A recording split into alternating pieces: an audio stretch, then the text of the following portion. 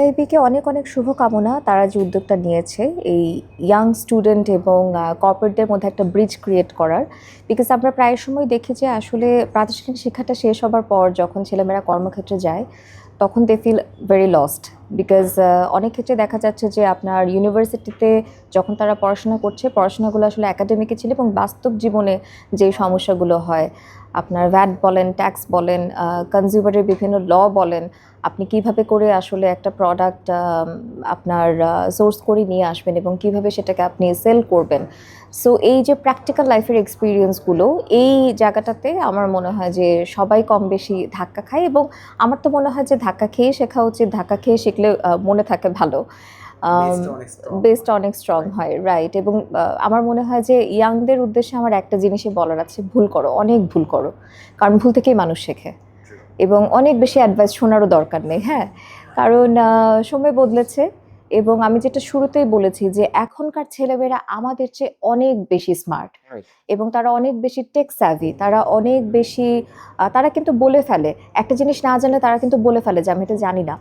আমাদের জেনারেশনে এই ব্যাপারটা কিন্তু ছিল না। আমরা কিন্তু প্রশ্ন করতে একটু ভয় পেতাম, হ্যাঁ, কারণ আমাদের এই কালচারটাই ছিল না যে প্রশ্ন করব, কিংবা একটা জিনিস বুঝতে পারছি না, আচ্ছা আমি যদি এটা বলি আমাকে কি মনে করবে। তো এখনকার ছেলেমেয়েরা কিন্তু একদম মানে সরাসরি বলে ফেলছে, একটা জিনিস বুঝতে না পারলে বলে ফেলছে যে sorry, I couldn't get it, can you please repeat it again.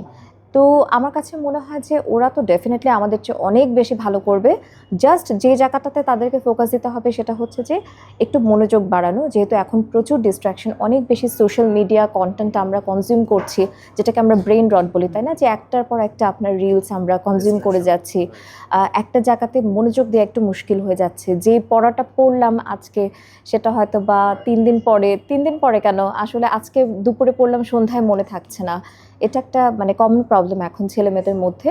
So ওই জায়গাটা থেকে বের হয়ে আসার জন্য আরেকটু যদি ওল্ড স্টাইল কিছু পুরনো ক্রিয়েটিভ কাজে যদি নিজেকে নিযুক্ত করা যায় এবং যদি একটু ব্রেন রটের জায়গাটাকে একটু যদি মিনিমাইজ করে নিয়ে আসা যায়, আমার মনে হয় যে they will be greater than everybody else. So that is my two paise towards them. And হ্যাঁ, ডেফিনেটলি এত বেশি অ্যাডভাইস শোনারও দরকার নেই, জাস্ট গো অ্যাহেড।